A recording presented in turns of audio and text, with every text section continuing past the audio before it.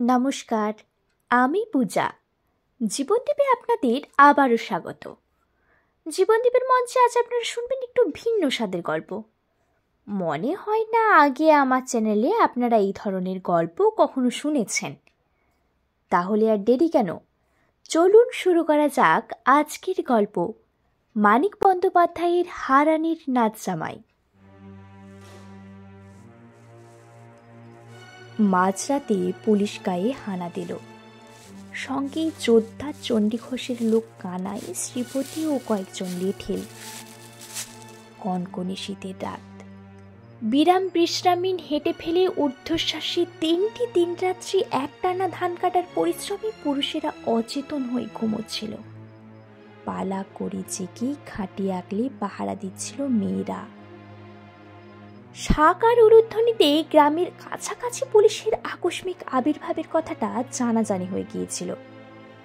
প্রায় সঙ্গে সঙ্গে পুলিশ সমস্ত গা ঘিরে ফেলবার আয়োজন করলেও হারানের ঘর থেকে ভূবল মণ্ডল সরে ফেলতে পারত, উধাও হয়ে যেত।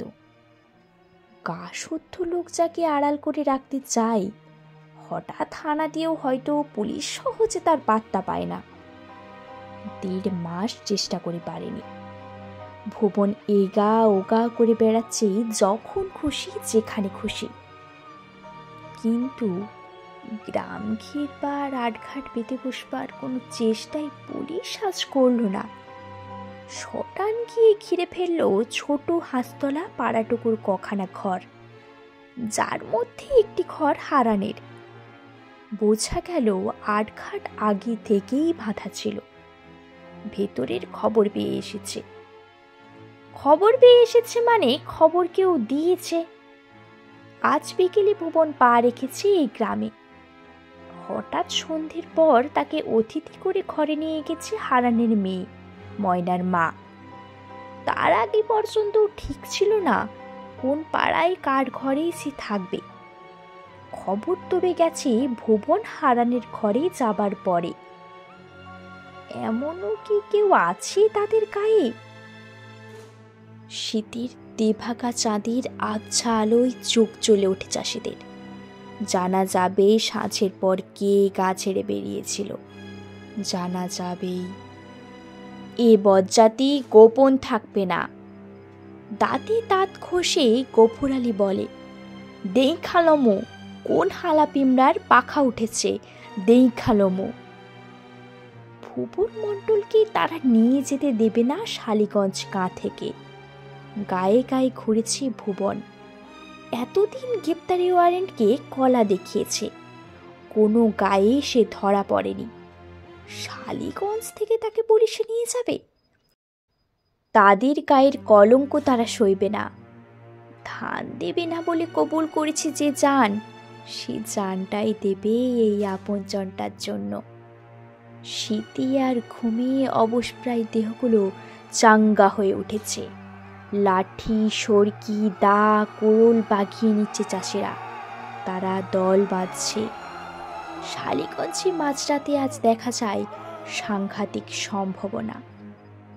গোটা 8 মশাল পুলিশ সঙ্গে এনেছিল, আর 3-4টি টর্চ। হাঁসখালি পাড়া ঘিরতে ঘিরতে দপ দপ করে তারা মশালগুলো জ্বেলে নেয়। দেখা যায় সব সশস্ত্র পুলিশ, কানাই শ্রীপতির হাতেও দেশি বন্দুক। পাড়াটা চিনলেও কানাই বা শ্রীপতি কেউই হারানের বাড়িটা ঠিক চিনত না। সামনে রাখালের ঘর পেয়ে ঝাঁপ ভেঙে তাকে বাইরে আনিয়ে রিডিং পার্টির নায়ক মনন্থর তাকে জিজ্ঞাসা করলো, হারান দাসের বাড়ি কোনটা? তার পাশের বাড়ি হারান ছাড়াও যেন আরও গন্ডা কয়েক হারান আছে, এটা বোঝাবার জন্য বোকার মতন রাখাল পাল্টা প্রশ্ন করে, আগে কোন হারান দাসের কথা কন আপনারা? গালে একটা চড় খেয়ে এমন হাউমাউ করে কেঁদে উঠল রাখাল। দম আটকে আটকে এমন সে ঘন ঘন উঁকি তুলতে থাকে যে তাকে আর কিছু জিজ্ঞাসা করাই অনর্থক হয়ে যায়। তখনকার মতো বোবা হাবা চাষাগুলো শুধু বেপরোয়াই নয়, একেবারে তুখুর হয়ে উঠেছে চালাকিবাজিতে। এদিকে হারান বলে, হায় ভগবান। ময়নার মা বলে, তুমি উঠলা কেন, কও দেখি। কিন্তু সে জানে তার কথা বুড়োর কানেও যায়নি। বুড়ো চোখে যেমন কম দেখে, কানেও তেমনি কম শোনে। হারান কি হয়েছে ভালো করে বুঝতেও বোধহয় পারেনি, শুধু বাইরে একটা গন্ডগোল টের পেয়ে ভড়কে গেছে। ছেলে আর মেয়েটাকে বুঝিয়ে দিয়েছে চটপট। এই বুড়োকে বোঝাতে গেলে এত জোরে চেঁচাতে হবে যে প্রত্যেকের কানে কথা পৌঁছবে যারা বাইরে বের দিয়েছে। দু এক দণ্ড চেঁচালেই যে বুঝবে তাও নয়। তার ভোঁতা ডিমের মাথায় অত সহজে কোনো কথা ঢোকে না। এই বুড়োর জন্য না সব ফাঁস হয়ে যায়। ভুবনকে বলে ময়নার মা, বুড়ো বাপটার তরে ভাব না। ভুবন বলে, মোর কিন্তু হাসি পায় ময়নার মা। ময়নার মা গভীর মুখে বলে, হাসির কথা কও না, গুলিও করতে পারে। দেখেন মাস্তুর কইবা হাঙ্গামা করেছিলেন। তাড়াতাড়ি একটা কুপি জ্বালে ময়নার মা। হারানকে ঘরে তুলে বিছানায় শুইয়ে দিয়ে হাতের আঙুলের ইশারায় তাকে মুখ বুজে চুপচাপ শুয়ে থাকতে বলে। তারপর কুপির আলোর মেয়ের দিকে তাকিয়ে নিদারুণ আফসোসে ফুঁসে উঠে বলে, আহ, ভালো শাড়িখান পরতে পারলি না। ময়নার মা নিজেই টিনের তোরঙ্গের ডালাটা প্রায় মুচড়ে ভেঙে তাতে রঙিন শাড়িখান বার করে। ময়নার পরনে ছেঁড়া কাপড় খান তার গা থেকে একরকম ছিনিয়ে নিয়ে তাড়াতাড়ি এলোমেলোভাবে জড়িয়ে দেয় রঙিন শাড়িটি। বলে, ঘোমটা দিবি, লাজ দেখাবি, জামাইয়ের কাছে যেমন দেখাস। ভুবনকে বলে, ভালো করে শোনেন, আপনার নাম হইল জগমোহন, বাপের নাম সাতকড়ি, বাড়ি হাতিনাড়া, থানা গৌরপুর। নতুন একখান কোলাহল কানে আসে ময়নার মার। কান খাড়া করে সে শোনে। কুপির আলোতেই টের পাওয়া যায় পৌর বয়সের শুরুতেই তার মুখখানাতে দুঃখ দুর্দশা ছাপ রেখার কি রুক্ষতা ও কাঠিন্য এনে দিয়েছে। ধুতি পরা বিধবার বেশ আর কদম ছাটা চুলের চেহারা এনে দিয়েছে পুরুষালী ভাব। গা ভাইঙ্গা রইখা আইসে, তাই না ভাবতেছিলাম ব্যাপার খান কি, গার মানসে সারা নাই। ভুবন বলে, তবেই সারছে, 10-20টা খুন জখম হইবেই নির্ঘাত। আমি যাই, সামলাই গিয়া। থামেন থামেন, আপনি বসেন। ময়নার মা বলে, দেখেন কি হয়। সদেরিক চাষি চাষারে অস্ত হাতে এসে দাঁড়িয়েছে দল বেঁধে। অধীর আওয়াজ পেয়ে মনন্থর জড়ো করেছে তার ফৌজ। হারানের ঘরের সামনে 2-4 জন শুধু পাহারাই আছে। বাড়ির পাশে ও পিছনে বেড়া ডিঙিয়ে ওদিকে ভুবন না পালায়। 10টি বন্দুকে জোর মনন্থরের, তার নিজেরও রিভলভার আছে। তবু চাষিদের মরিয়া ভাব দেখে সে অস্বস্তি বোধ করছে স্পষ্টই বোঝা যায়। তার সুরটা রীতিমতো নরম শোনায়। স্রেফ হুকুম জারির বদলে সে যেন একটু বুঝিয়ে দিতে চায় সকলের উচিত তার অনুচিত কাজের পার্থক্য আর পরিমাণটা। বক্তৃতার ভঙ্গিতে সে জানায় যে হাকিমের দস্তখড়ি পরোয়ানা নিয়ে সে এসেছে। হারানের ঘর তল্লাশি করতে হবে। তল্লাশি করে আসামিকে না পেলে সে ফিরে যাবে। এতে বাধা দেওয়া বা হাঙ্গামা করা উচিত নয়, যার ফল খারাপ হবে, বেআইনি কাজ হবে সেটা। গফুর চেঁচিয়ে উঠে বলে, মোরা তল্লাশি করিতে দিমু না। প্রায় 200 গলা ছাড়া দেয়, দিমু না দিমু না। এমন যখন অবস্থা, সংঘর্ষ প্রায় শুরু হয়ে যাবে। মনন্ত হুকুম দিতে যাচ্ছে গুলি চালাবার। ময়নার মার খ্যানখ্যানে তীক্ষ্ণ গলা শীতার্থ থমথমে রাত্রিকে ছিঁড়ে কেটে বেঁচে উঠল, রও দেখি তোমরা, হাঙ্গামা করিও না, মোর ঘরে কোনো আসামি নাই, চোর ডাকাত নাকি যে ঘরে আসামি রাখো? বিকেলে জামাই আইছে, শুয়াইছি। মাইরা জামাইরা দারোগা বাবু তল্লাশি করতে চান, যান তল্লাশি করে আসেন। মনন্ত বলে, ভুবন মণ্ডল আছে তোমার ঘরে? ময়নার মা বলে, দেখা আসেন, তল্লাশি করেন না। ভুবন মণ্ডল কে ডা কে জানে না, আমি তো শুনিনি বাপের কালে।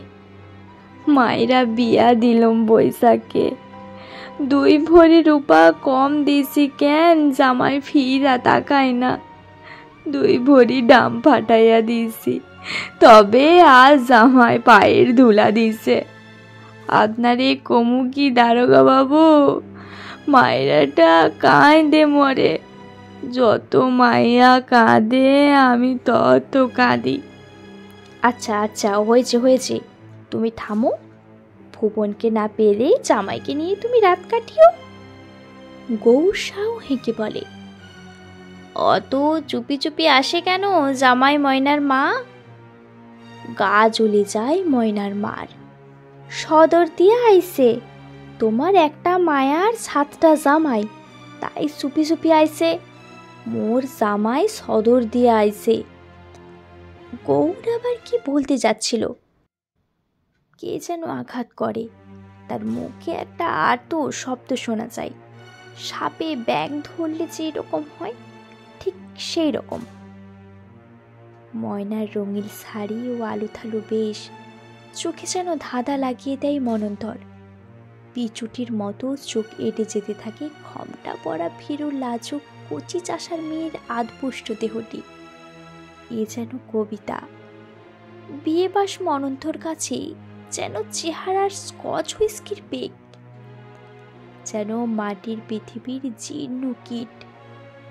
অফিসিয়াল জীবনে এক ফোঁটা টসটসে দরদ। তার রীতিমতো আফসোস হয়েছে, জোয়ান মর্দ মাঝবয়সী চাষারে একটা এর স্বামী, ওর আদরেই মেয়েটার এই আলুথালু বেশ।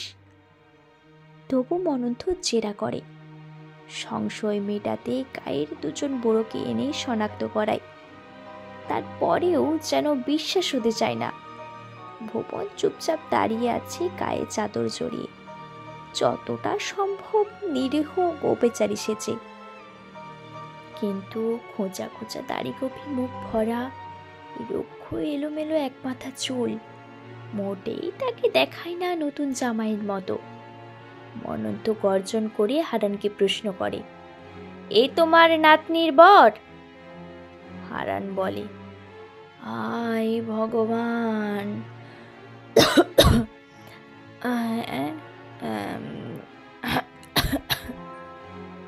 ময়নার মা বলে, জিগান মিছা, কানে শোনে না, বদ্ধ কালা। আহ, মনন্ত বলে ওঠে। ভুবন ভাবে এবার তার কিছু বলা বা করা উচিত। এমন হাঙ্গামা জানলে আইতাম না, কর্তা মিশা কইয়া আমারে সারাইলা হাটে আইসি, থাইরনের পোলার দিয়া খবর দিলেন মায়া নাকি মরো মরো। তখন যাই এখন যাই। অমনি তুমি ছুটে এলে? আসুম না, রতি ভরি সোনা রূপা যা দিবা কথা ছিল তাও ঠেকায় নাই বিয়েতে। মইরা গেলে গা থেকে খুইলা লইলে আর পামু? ও তাই ছুটে এসেছ? তুমি হিসেবি লোক বটে, মনন্ত বলে ব্যঙ্গ করে। ভুবন কি তাহলে শেষমেশ পুলিশের হাতে ধরা পড়েই গেল, নাকি ঘটল অন্য কিছু টুইস্ট? জানতে হলে অবশ্যই আমাদের চ্যানেলটা সাবস্ক্রাইব করে পাশে থাকা বেল আইকনটি বাজিয়ে দেবেন, যাতে গল্পের পরবর্তী অংশ পেতে আপনাদের অসুবিধে না হয়।